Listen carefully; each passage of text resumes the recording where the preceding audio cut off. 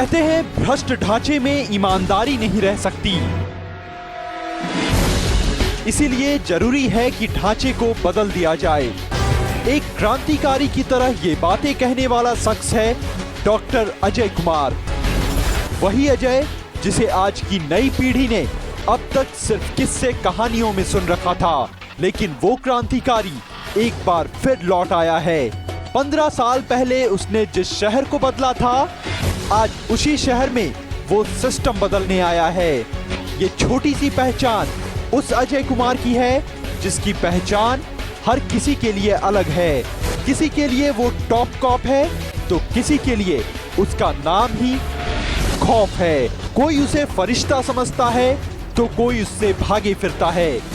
ये वो अजय कुमार हैं जिसने भारतीय पुलिस सेवा में अपने छोटे से कार्यकाल में ही गुंडा राज का खात्मा कर दिया।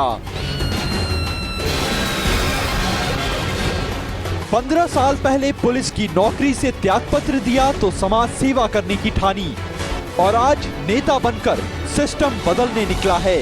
इतने बड़े ख्यालात अजय को विरासत में मिली। 1962 में कर्नाटका में जन्मे अजय के पिता संजीव भंडारी भारतीय विदेश सेवा में थे। अजय की पढ़ाई हैदराबाद पब्लिक स्कूल से हुई और MBBS उन्होंने पौंडीचेरी मेडिकल कॉलेज से पूरी की। लेकिन अजय हमेशा से पिता की तरह बनना चाहते थे,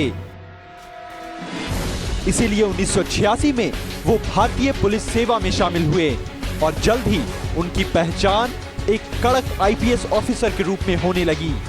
और इस रुतबे का ही परिणाम था कि महज 2 साल के अंदर उनकी वीरता के लिए उन्हें राष्ट्रपति पुरस्कार मिला। लेकिन उनकी पहचान तब और बढ़ी जब 1993 में वो SP बनकर पटना गए और वहां अपराधियों के लिए अजय खौफ का पर्याय बन गए। फिर उनकी कार्यशैली को देखते हुए 1994 में उनका ट्रांसफर जमशेदपुर कर दिया गया। वो शहर जो उन दिनों लौह नगरी नहीं अपराध नगरी के लिए जाना जाता था, जहां कानून नहीं अपराधियों का राज था, जिसके तार डी कंपनी तक जुड़े थे। लेकिन एनकाउंटर स्पेशलिस्ट अजय ने चंद दिनों में ही जमशेदपुर से गुंडा राज का सफाया कर दिया और हर मायने में शहर की सूरत बदल डाली।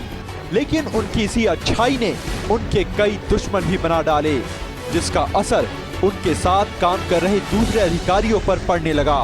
और उन्हीं अधिकारियों की खातिर एक दिन उस क्रांतिकारी ने पुलिस की नौकरी से अचानक इस्तीफा दे दिया। लेकिन लोगों के दिलों में हमेशा के लिए बस गए उस पुलिस अधिकारी के तौर पर जिसने लोगों को सही मायने में जीने की आजादी दिलाई।